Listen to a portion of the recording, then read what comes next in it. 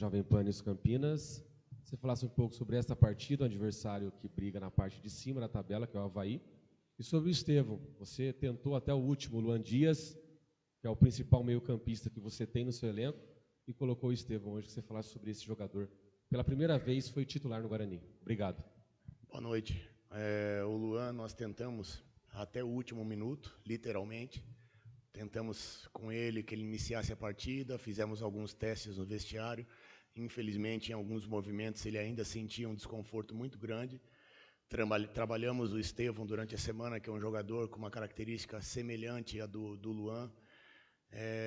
Infelizmente, contamos com poucos jogadores, né, do meio para frente para poder tentar alguma alternativa diferente.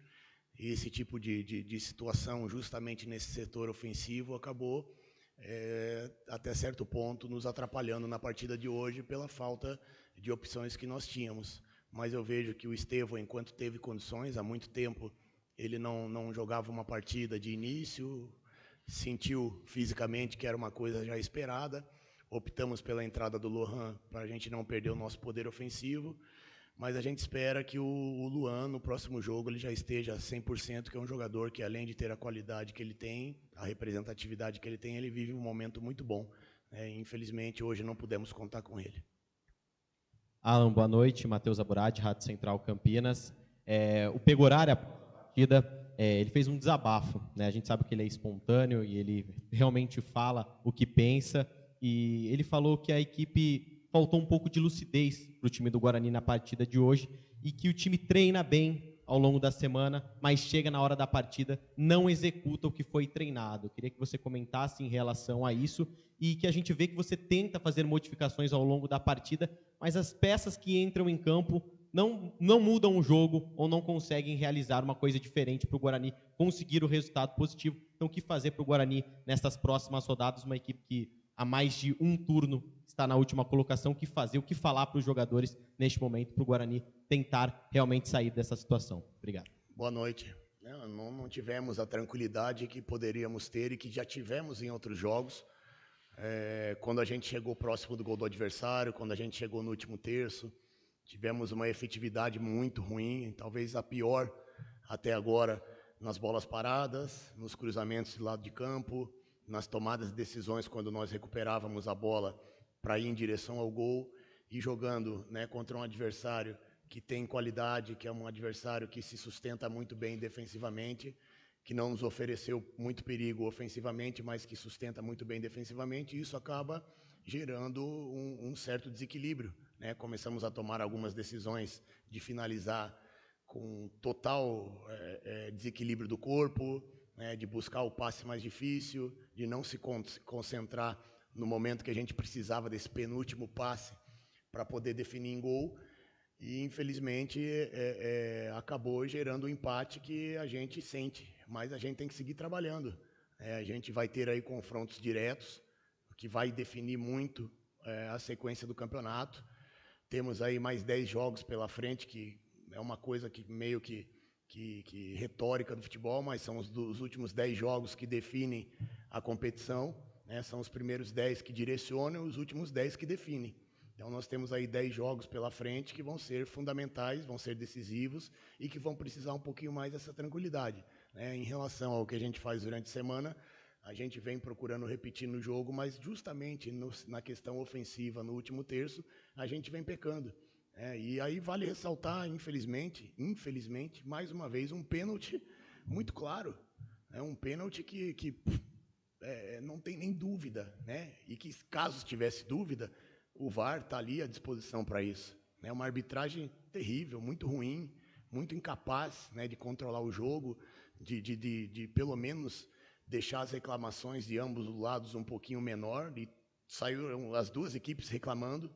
Então a gente vê que o nível, infelizmente, da arbitragem acaba sendo um fator primordial. Tivemos um pênalti contra o Operário que não foi dado, um pênalti hoje no começo da partida que não foi dado, que não tenho como garantir se nós sairíamos com os 3 pontos, mas é um fato, é um fato. E é óbvio que isso também não serve para justificar as tomadas de decisões ruins, né? algumas situações que nós poderíamos estar melhor posicionado, que poderíamos alimentar melhor os nossos atacantes e não fizemos. Mas é seguir trabalhando, confio plenamente que a gente possa sair dessa situação, senão não estaria aqui. E vejo que a gente já rendeu ofensivamente muito mais do que a gente rendeu hoje, e a gente espera que a gente possa evoluir através dos erros que nós cometemos e buscar uma vitória, independente do adversário, independente do lugar, é o que a gente vem trabalhando para fazer, buscar os 3 pontos. Boa noite, Alan. Sou Victor Freitas, do Bugrecast.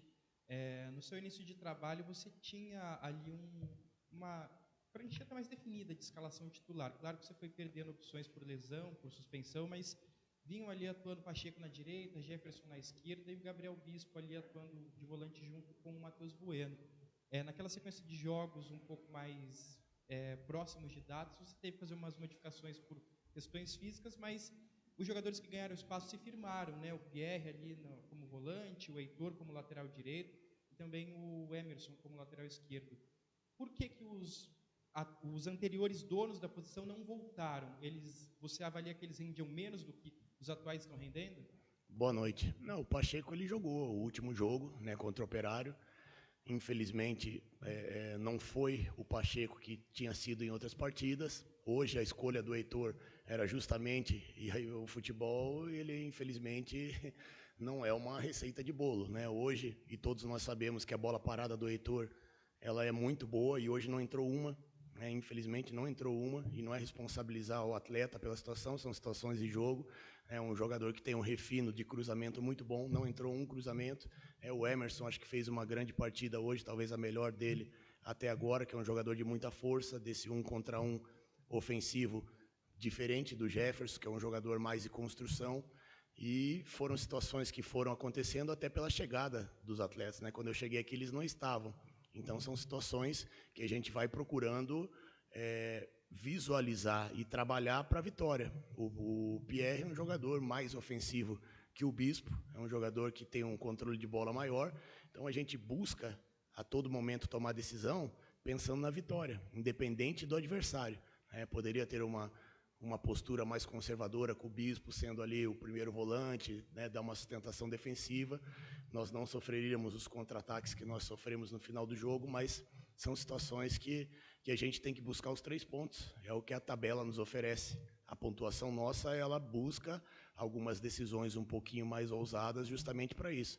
E essa perda desses atletas, né, principalmente pelo lado do campo, te limita a tomar decisões e a mudar, porque faltam algumas situações de peça realmente, né? Não é questão só de você mudar o sistema ou algo parecido, mas são questões de característica dos atletas.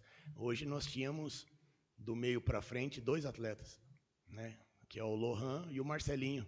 Nós não tínhamos situações. Daí a gente pensa, né, em colocar de repente o Ian numa linha da frente, mas não foi feito nenhum jogo com ele, não é nem treino, é questão de jogo, dobrar, fazer uma dobra pelo lado, mas você tem que assumir a responsabilidade, acreditar numa recuperação do atleta mesmo dentro do jogo e esperar que esses atletas que a gente perdeu voltem o mais rápido possível para que a gente possa ter essa competitividade e essa variação.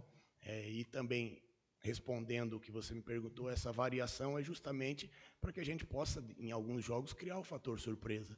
Que senão os 11 iniciais vão ser sempre os 11 até o final, acaba facilitando o trabalho do adversário.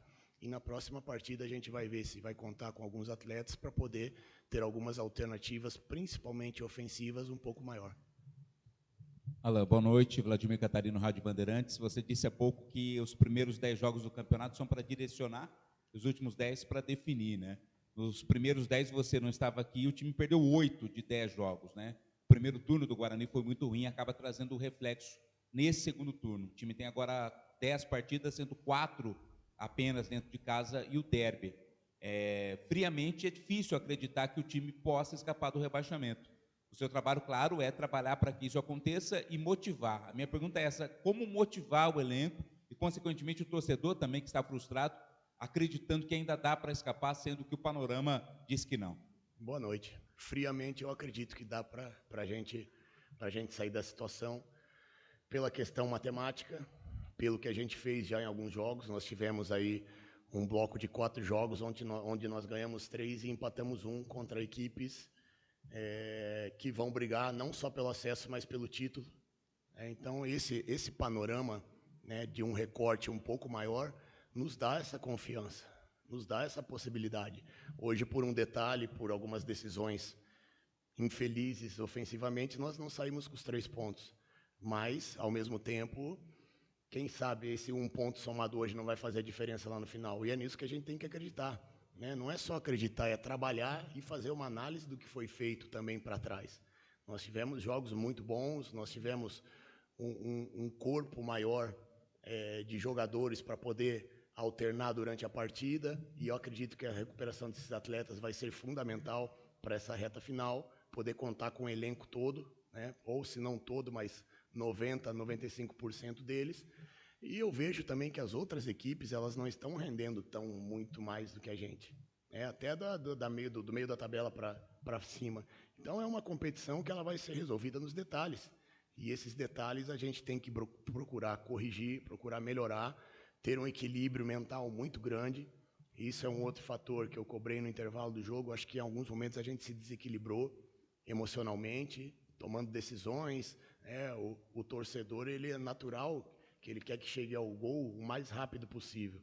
E algumas decisões nossas era ter um pouquinho mais de tranquilidade, de circular a bola no campo adversário, e nós tentamos finalizar de qualquer jeito, cruzar de qualquer jeito, furar a defesa adversária de qualquer jeito, e isso vai desestabilizando. Então, a gente recuperar mais uma vez a nossa confiança, a gente tomar algumas decisões mais assertivas e contar com o elenco o mais rápido possível em algumas posições, eu acredito friamente e plenamente que a gente possa sair dessa situação. Alan, boa noite. Vinícius Abarca, TV Bandeirantes. Apesar do empate hoje, o Guarani vem numa sequência muito boa aqui no Brinco de Ouro, né? São 6 jogos sem perder, 4 vitórias, 2 empates. Mas o que tem sido o problema mesmo, principal, são os jogos fora de casa, né? 3 derrotas seguidas, claro, teve a vitória sobre a Chapecoense, mas é a única no campeonato. Queria saber o que falta para o Guarani aplicar fora de casa o que aplica aqui no Brinco de Ouro, e também como trabalhar motivar o elenco para essa partida contra o Ituano, já no próximo sábado, mais um confronto direto. Boa noite. Os jogadores são muito conscientes e eles falaram logo depois, não precisou nem a gente se pronunciar muito, que esse próximo jogo a gente tem que se preparar mais uma vez como se fosse uma decisão. Não podemos fugir disso. E esse rendimento nosso fora de casa, eu acho que vai muito de acordo com a efetividade que nós tivemos dentro de casa. Nós fomos muito efetivos contra os adversários que nós conseguimos vencer dentro de casa. Hoje nós não tivemos essa efetividade. E fora de casa contra o Operário também não. Nós tivemos um volume de jogo, um controle de jogo absurdo. Entra a questão do pênalti não dado, entra a questão da arbitragem, mas eu acho que principalmente para você render fora de casa, para você conseguir resultados bons fora de casa, é a efetividade, que é natural. Qualquer equipe, independente da posição que ela esteja, ela, dentro de casa, ela procure tomar a iniciativa do jogo, principalmente no começo. A partir do momento que você consegue controlar esse ímpeto e ser efetivo nas oportunidades que aparecem, a gente acaba transformando o fator fora de casa a nosso favor, que a pressão em cima do adversário ela vai ser natural, assim como acontece com a gente quando a gente não consegue o resultado dentro de casa. Então, acho que essa efetividade, essa consistência defensiva, vai ser fundamental para a gente conseguir os resultados, como a gente conseguiu com a Chapecoense. Eu tiro muito de exemplo e falo para os jogadores isso. Contra a Chapecoense, nós tivemos ali 8 oportunidades, fizemos 4 gols. E essa efetividade ela vai fazer a diferença. Então, nós de repente não vamos ter o volume que nós temos dentro de casa, mas a efetividade ela precisa ser aprimorada e precisa ser muito, mas muito grande. Boa noite, Alan. Beto Toledo, da Rádio Planeta Guarani. Alan, eu queria insistir um pouquinho nas alterações. O turno Guarani tinha um modelo de jogo com 2 volantes mais leves de saída de jogo, né, jogando em linha. E esse modelo, exatamente por conta de algumas situações defensivas do Guarani, ele expunha demais o time e foi o que colocou o Guarani, inclusive, na lanterna do campeonato que ele está hoje, apenas 11 pontos feitos no primeiro turno. Com a chegada do Bispo, o Guarani ganha um pouco de presença defensiva, né? Coloca um volante mais varredor de área ali, mais posicional, e o Matheus Bueno, inclusive, melhora, né? Pelo menos na nossa interpretação, o Matheus Bueno melhora, inclusive, o jeito dele de jogar, com um pouco mais de liberdade, né? Tem um pouco mais de segurança lá atrás, e isso também funciona por conta do Pacheco, que é um lateral também bastante defensivo. Por que exatamente nesse momento sair disso? Qual foi o entendimento do Alan Al para sair desse modelo que dava um pouco mais de sustentação defensiva e liberdade para os jogadores lá na frente de criar, né? Ou seja, do Luan Dias, do Matheus Bueno. E também queria que você falasse um pouco sobre o Heitor, porque o Heitor ele entra e, de repente, numa escassez hoje de jogadores de última linha, né? Ele poderia, de repente, entrar fazendo uma dobra, uma outra substituição. Você chegou a pensar isso em algum momento, em segurar o Heitor, manter o Pacheco para poder ter uma substituição para refrigerar, de repente, no segundo tempo? Boa noite. Em relação ao Heitor, se a gente iniciasse com o Pacheco, colocando o Heitor numa possibilidade de decorrer de partida, se a gente está empatando e eu faço uma dobra com 2 laterais, eu acho que não seria muito você jogar o time para frente, né? A entrada do Heitor fazendo dobra nos jogos que ele entrou foi justamente para sustentar um resultado e não a gente buscar um resultado. A partir do momento que a gente tem a possibilidade de jogar com um jogador de origem, um meia atacante, um extremo, um beirada, que é especialista na função, eu não via a necessidade de guardar o Heitor para fazer uma mudança, né? Ainda mais se a gente não tivesse à frente do placar como aconteceu hoje. E a mudança ela aconteceu justamente em cima disso que você falou e analisou bem. O Bispo é um jogador que dá um equilíbrio defensivo. Contra o Paysandu, mesmo ele iniciando a partida, nós não conseguimos sustentar isso. Nós tivemos pouco volume de jogo. Nós tivemos ali até um desgaste maior do Bueno na questão defensiva do que propriamente no momento de construção. E a opção para que a gente pudesse ter um pouquinho mais de criatividade no meio de campo, ela surtiu um efeito muito positivo, acredito que você concorda comigo, principalmente no primeiro tempo do Operário. E mesmo jogando 2 volantes que são um pouco mais de construção, eu não vejo nenhum jogo que nós sofremos defensivamente.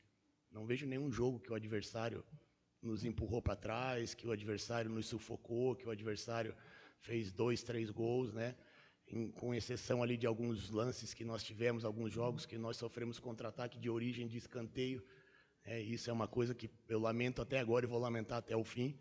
Então, essa característica, né, essa possibilidade da gente ficar com a bola um pouquinho mais, também é uma maneira de se defender. Também é uma maneira de você saber frear o ímpeto do adversário, né? E a questão do Pacheco e do Heitor, ela vai se direcionando ao natural. A gente tentou uma situação mais ofensiva, não conseguimos.